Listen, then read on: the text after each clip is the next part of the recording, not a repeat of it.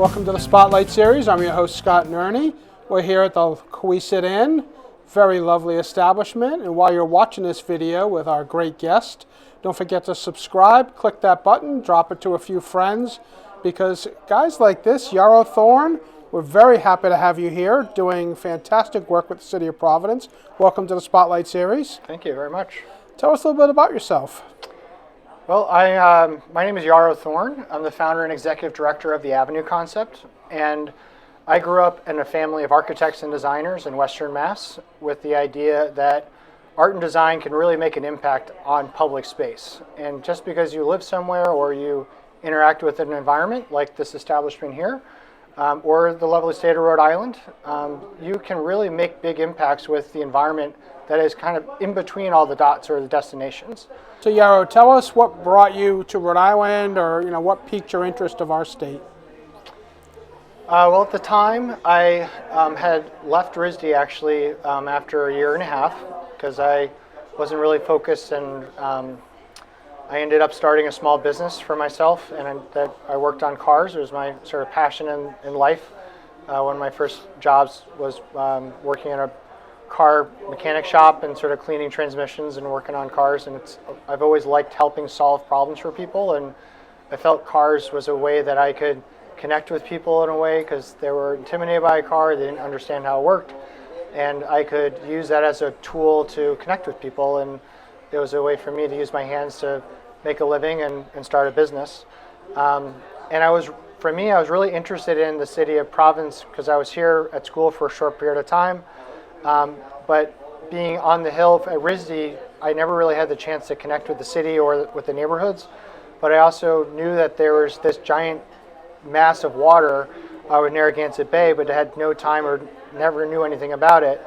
But I was looking for a place to kind of grow my business from Western Mass where I started it. And Providence just made a lot of those connections work. It was affordable to live. It had close access to the water. It had this sort of rich vibrancy of diversity and culture, but it was also this really neat hotspot that I thought really wasn't discovered yet between sort of Boston and New York City. So I could have clients with cars from Boston or New York, but I could have a larger shop or a larger facility. At the time, healthcare was more affordable in Rhode Island than it was in Massachusetts, and it just connected the dots in ways that I thought were really unique. I also knew deep down that I wanted to learn how to sail, and I really wanted the water to be a part of my life, and I had no idea how to do that. It was something that my dad's and my mom's parents and past generations had a deep connection with the water and a lot of different levels, and I just deep down wanted to find a way to do that, and I just didn't know how. So I moved here with this dream of doing that and ran the business for a while, ended up selling the business and going back to school. That led me to create the Avenue Concept. But in the interim, I was always trying to get to the shore. I was trying to get on race boats in Newport or trying to get on cruising boats and deliveries, and sort of using my skills as a mechanic to kind of work my way onto a boat. But it was like a real passion of mine, and it went as far as sort of finding a boat for free, fixing it up, learning how to sail it, getting it a little bit bigger boat, fixing that up. But ultimately, I couldn't find a way to really make the dots work. So I sat down with an old friend of mine during a catboat race in Wickford, Rhode Island, and decided to build a 26-foot wooden catboat by Gill Smith, which is a South Shore catboat, which is a very unique boat. And that led to about 3 to 5 years of research, finding lines, drawings, and hulls, and really doing a deep dive into sort of the Nat Hershoff culture of sort of historic wooden boats in Rhode Island. But the competition, which is this sort of catboat being designed for a sort of shell fishermen in Long Island Sound, but was then later adopted to a lot of the contemporaries from Manhattan and New York.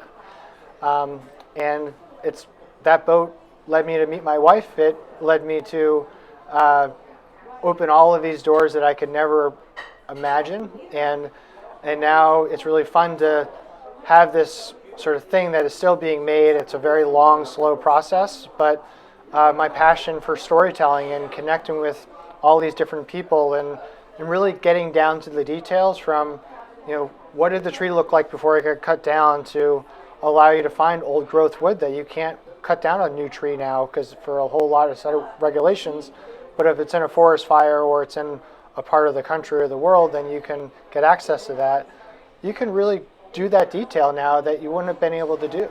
And if you were to find a historic boat now, and you could go back and figure out who cast the fitting or who made the rope or who actually screwed the planks to the frames, that's a story that I'm sort of going deep on right now. And it's just opening all of these doors. The more I dig, the more doors it opens. And it's really fun to see that whole process and my passion for the sea and getting on the water and doing all these different things has just now blending all of these things together on every layer. And I think for me, that's really what the city of Providence and the state of Rhode Island is really about. It can feel big to the right people being in the middle of the bay or sailing out to Block Island or being part of a boat that's going south or something like that.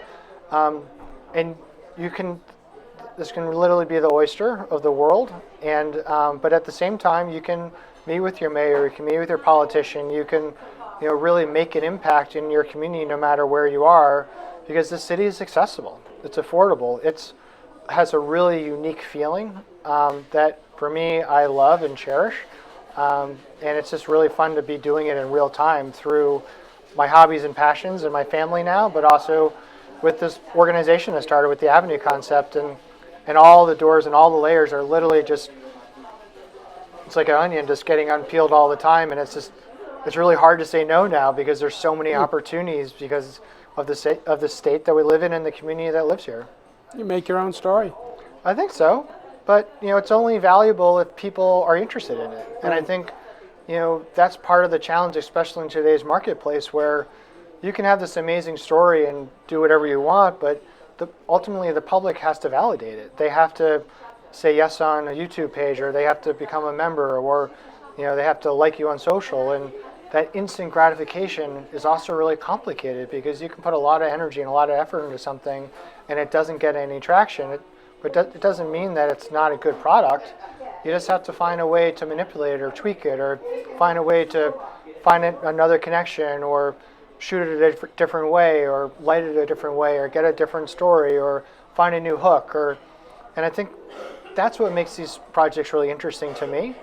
And I think it's part of the future for the Avenue concept, but also for the community at large. And who really wants to be a part of this? And how do we get involved with them? How do we sort of understand the complexity of that sort of backyard barbecue master, or that person who has that weird project in their garage that no one knows about? And so much cool stuff like that goes back generations in our city and state, and so much of it gets missed or goes public when it goes out of the state. But I want to make it really exciting here in this state, and I think it's something that I'm really passionate and excited about, and I'm just excited to be on the show and to learn more about you and the wave, and how do we blend it all together and sort of make this magic sauce, which is going to make it all come alive.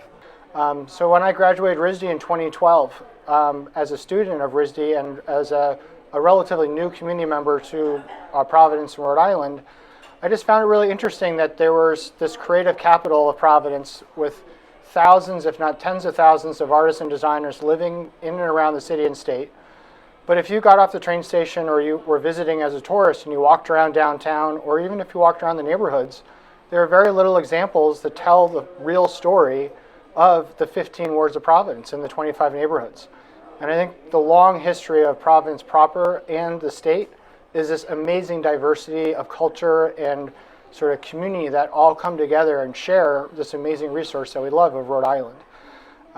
So I wanted to figure out how to bridge those gaps. And as a student and then graduated, I was really interested in this sort of public space, and I didn't know how to do it. So I did a lot of research, and I was lucky enough to raise some money, and I was awarded a grant from the Rauschenberg Foundation They gave me 3 years of seed funding, and I started the Avenue concept with the intention to do a proof of concept to really show our city and state and the community at large what real contemporary art could do for a community.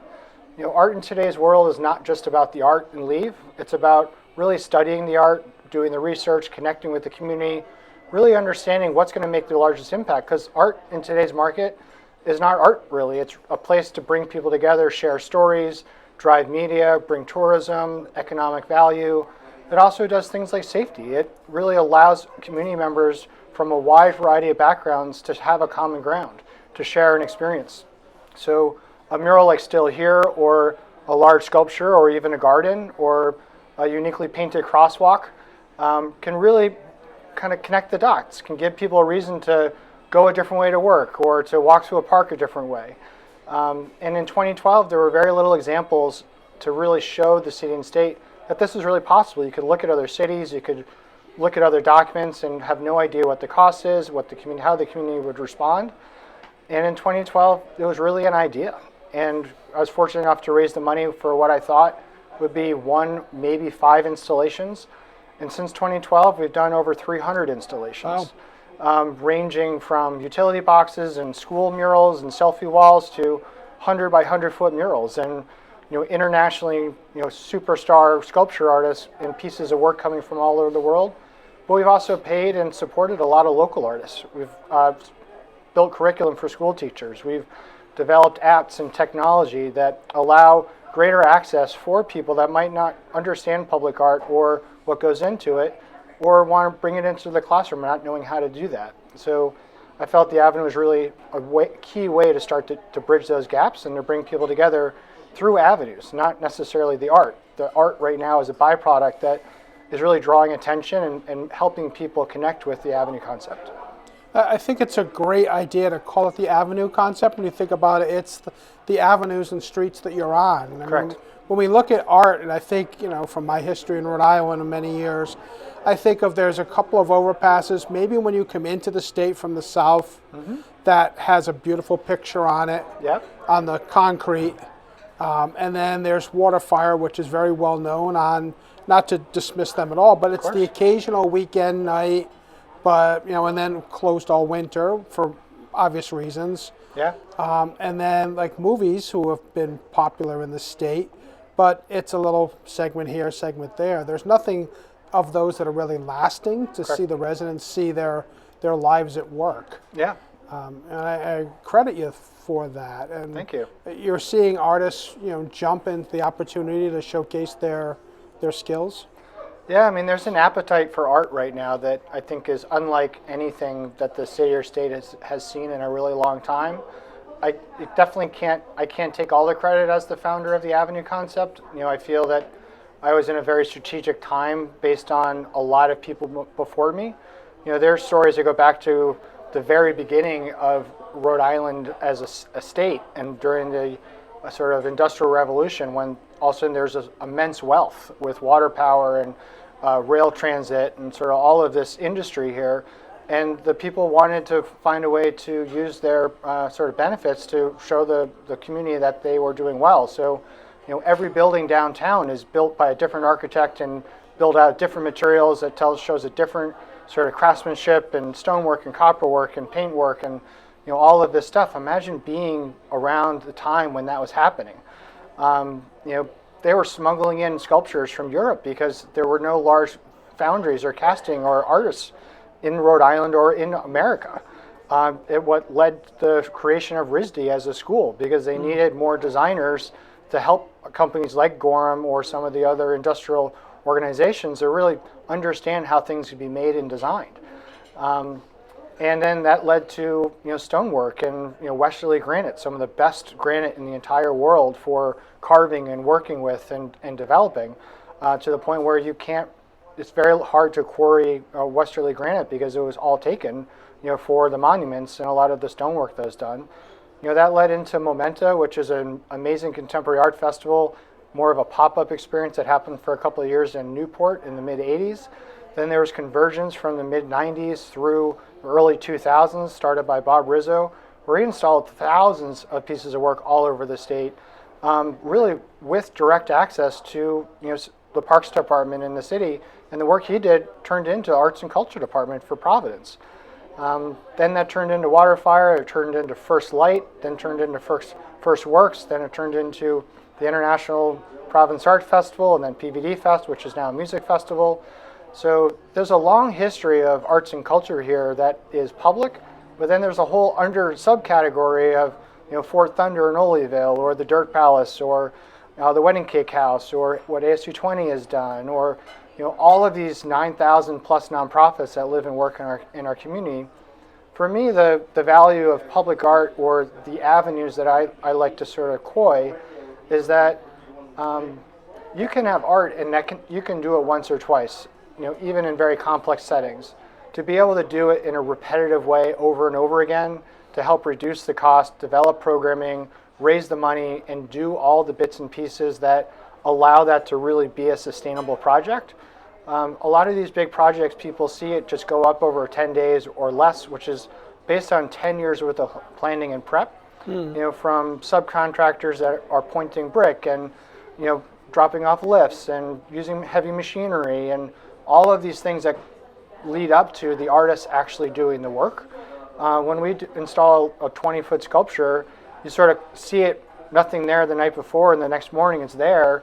It's sort of hard to believe that this is even possible, or that how did all that work? And that's because of the avenue and all of that sort of layering that from we're building 2 brand new pads in Biltmore Park now. We raised the money 2 years ago, working with city and state. It's just a long, slow process of getting through all the paperwork to pour a 10-ton pad in a park. So talk about one of your key pieces, the Still Here mural. Sure. Yeah, so the Still Here mural is done by Gaia, and it's exciting this year because it's our 5-year anniversary of that mural. We did 3 murals prior to that, starting in 2015, but many of those were strategically buried in the city. We wanted them to be hard to find. We wanted them to be part of a breadcrumbing effect that would allow people to get out of the Civic Center or out of the PPAC and give them a reason to walk into the heart of the city where the small businesses are, and the coffee shops and the bookshops, and we didn't want it to kind of easy to find. Skip ahead a couple of years, there was an opportunity in this very large wall. There's, when you're sort of looking at the large walls of Providence, there's really not that many. And when I'm saying large, is 120 by 100 feet high. It's essentially an entire city block of Providence. And Providence is a pretty unique city because it has these historic buildings that over the years have been torn down, and that turns into a parking lot. And then the parking lot has a wall that looks like a wall, but it's really a parting wall. So it's hard to track down who owns the brick that you want to paint. There's a pointing process, a historic code thing. But it took us a long time to really secure this wall, and we felt that it was a really strategic positioning. It looked down the river. It was really connected to what we felt the future of the city going south with the 195 development land. And it was really an opportunity for us to tell a really grand story of, what was the significant point of that part of the city of Providence, and not just around the city of Providence, but before Providence. And we were able to connect and really privileged to work with Gaia as an artist. And at that time in his career, he was really interested in telling the story that bridged generations of what is, if a millennial is holding a picture of an elder, what would that story be? And how do you make those connections? And based on the research we gave him of that location, which has a lot of value and history from right next door is, we believe, the first custom house in North America. Mm-hmm. So when tall ships were sailing up Narragansett Bay, there was someone up at the top that looks like a lighthouse, and their job was to find that ship and run down and tax them before they offloaded all the goods. But before that, as trading posts, the largest trading posts for the indigenous communities were at the head of Narragansett Bay, and that's right where those 2 rivers come together. So it was a place where you could walk across the river. It created these very large sort of destinations. And Gaia was really interested in that, and ultimately landed on the idea of painting a picture of a millennial indigenous a community member, and to have her hold a picture of an elder, which in this case is Princess Redwing. And it was just an amazing opportunity from the start to the end. It was, for me, over 5 years of research and getting permission to paint the wall and raising the money to put all the pieces together at a time when no one thought it was even possible to paint a wall like that in the time period that we had. There's just a lot of you have to sort of prove your way and sort of show that it's possible, even though we've done these murals prior to it. And to really find an artist that was really interested in community, really not interested in the short way of doing it, but really the long way. We knew we also really wanted to vet the content that the artist really wanted, the story the artist wanted to tell. And through that process, we were able to connect with the Tamaqua Museum and down in Exeter. And to be honest, they were, it's a little crazy for someone like myself to walk in and say, we want to paint a 100-foot mural, let's work together. It doesn't seem possible. And, but through this process, and the 5 years of the mural, we now have one of the top staff at the Tamaqua Museum as our vice chair of our board and directly integrated into the organization at every level. This mural has connected and given a place of home for many Indigenous community members of all generations to really give something to them to help them feel really connected. And I think Lindsay, who's a young woman in the mural, she really didn't want to be painted in traditional sort of Galia. She really wanted to be painted in the clothes she wears every day. And for many people, they see someone in just normal clothing and they don't understand, wait, you can be Indigenous? What does that mean? And all of a sudden, this is becoming sort of a place of hope, a sense of connection. And it's been really fun to paint the mural, stay engaged with all the people and all the layers and all the pieces. But then after 5 years, to bring all of them back together, put them on a stage in partnership with RISD, and sort of turn the dials up and see what happens. And I think we were really blessed to have that opportunity and have that time again with Gaia, with Lindsay, with Lauren from the Tamaqua Museum, but also the community at large. And it's just been really, really amazing. And I can't wait to start to think about the future of this mural, as at some point it will rotate. All the work that the Avenue does nothing is permanent at this time. Everything has a lifespan, and for me, it's an opportunity to build that community and sort of ask those hard questions. And what is the story that we should be telling? Who is the community that we need to connect with? And more importantly, what's the story we need to tell in 3 or 4 years? Maybe not so much with this mural, but others, to get the rights, to get the artist, to get the story. You're having to think a half dozen years ahead. Correct. To where am I going to need to be? Exactly. And it seems like you're doing a fantastic job at that. Thank you. I imagine you've got dozens of proposals on your desk and all kinds of buckets for stages as well. Yeah, I think to a certain point, a lot of what the Avenue has done, when I started this, was myself and a very small team of people. We now have 9 full-time staff. Everyone's on salaries. We're really working hard to better understand what is the best practice, not just for Rhode Island or Providence, but for the country around the arts industry. And there's not a lot of resources and references. What's standard pay? We're about to launch our first benefits package. We really want to make sure that we are sort of raising the bar for ourselves, but also the community at large. And I think the world is just in this really unique space right now. Every sector, every organization that I'm aware of in the country are just going flat out in every direction, not just because of COVID, but I think the world's just changing. The level of access, the ability of shooting live content with a smartphone or handheld devices, journalism has changed, sort of access has changed. The public voice has a value that's really hasn't been this strong in a really long time. And I think the world is trying to figure out how to catch up. And I think one of the greatest assets and values of public art is the ability for a community to slow down. A reason to slow down when they're on their bike, or to stop during their walk and take a deep breath and understand not just the work, but the impact it's having around that. These murals that we're painting, by putting it up on the wall, it changes the hue of the bricks on the building next door. now we're lighting these murals at night. So all of a sudden, that was a dark hole in the city because there's no windows in it. It's now lit up in full color in a sort of a rainbow effect of adding layers and hues and colors and warmths and reducing sort of violence, or helping the community take a little bit of personal interest in these sort of public spaces. And we're trying to better understand where's our responsibility start and end, and sort of where's the city and where's the community at large, and what is the long-term effect. We would love to continue doing the work that we've done with over 40 plus installations a year for many years, but it's not sustainable. And we have to find something as a small nonprofit, that we have to, we don't have an endowment or sort of large funding from the city or state or a percent for taxes or anything like that. But we're really interested in the community voice. We're really interested in what does the community want? What are the stories? What are the pieces of art that are going to put a smile on people's faces and give them a reason to go to a part of the city or state that they've never been before, or research something they've never done before?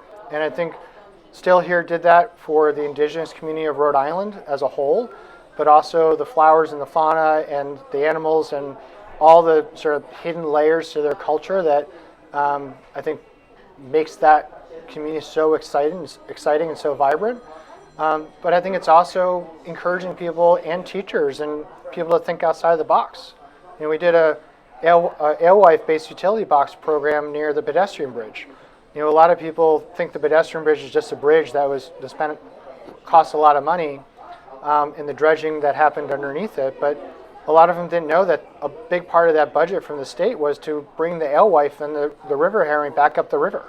And they're taking down dams now that were done during the Industrial Revolution to now bring all of that alewife up the river. And what that does is bring all of that nature and all that wildlife back into those ecosystems that are now way upstream, that are into the neighborhoods, into sort of these communities. And those are those hidden stories that art can really tell. And those stories can be just about river herring as an animal, but it can also be about refugees and immigrants, and what does it mean to be a first line generation sort of immigrant or refugee in a city like Providence or in a country like America.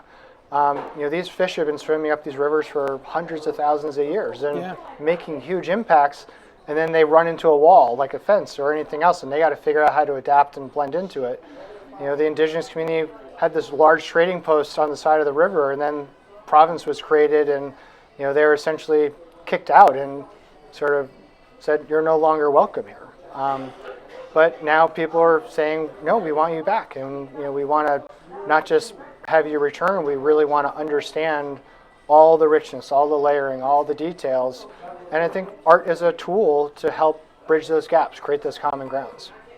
And something you said really was fantastic, that there's a lot of things out there that can attract people, but they're here, thanks, and gone. That the art really does bring people together to stay together. I think so. If an artist says, "Oh, I did that," there's thousands and hundreds of thousands of people that are going to see that and think, "Wow, someone took the time to do that. Someone organized to get that done." And they think back, well, we have one of the best colleges in the country right here at RISD for bringing that type of person from thinking that's what they want to do for a career to going out into a community and doing beautiful things like this. Yeah. I really recognize everything you're doing. It's a monumental task. Yeah. Tell me, how can people get more information, whether it's from a donor perspective that they want to help your organization, or from an artist perspective thinking that this might be something they want to work with? Well, that's a really good point. I think the Avenue Concept is a small nonprofit. We're a 501c3. We raise our budget every year from start to finish, and the best way to learn about us is to go to our website, theavenueconcept.org. You can sign up for our newsletter, which is free, and that is a monthly posting to kind of keep people appraised as to what's going on. You can also go onto Instagram and Facebook through the Avenue Concept or Avenue PVD. If you have a smartphone, you can go to our app or your desktop computer and just go to any of the app searches and look for Avenue Art Tour, and you can do a virtual tour around the city. if you're, have mobility sort of challenges, or you're not even from the city of Providence, Sure. you can literally go on our app and walk around the city, and you can get a hidden perspective based on videos and stories and content. Another part of what the Avenue did in 2015 when we went public was we started a small media platform where we started printing magazines and doing trifolds. We shot a lot of our own video for sort of telling those stories. And now all of that is sitting on an archive. And our website's really a database that we developed in partnership with a local design firm. So every picture, all of our content is on our database. And you can go through that website and look back 5 to 10 years for work that's not there anymore and sort of learn those hidden stories. And find work that is there for people that visit the city, whether they're from Warwick or Westerly or Wisconsin. Exactly. Yep, and a lot of our work does span. We've done work in Warren. We did a really great project with them talking about sea level rise with Josie Morway, who's a local artist we're really excited about. But we've also been working with other communities around the state and really helping to better understand what is the value of public art or public space, and how can art and design or avenues help to bridge that gap for a city, for a community, for a school, or for an artist that's really interested in understanding what it means to make an impact in their community. Thank you so much. We're really proud of what you're doing. You're welcome. Appreciate Thanks for you having coming. me. Thank you. It's great.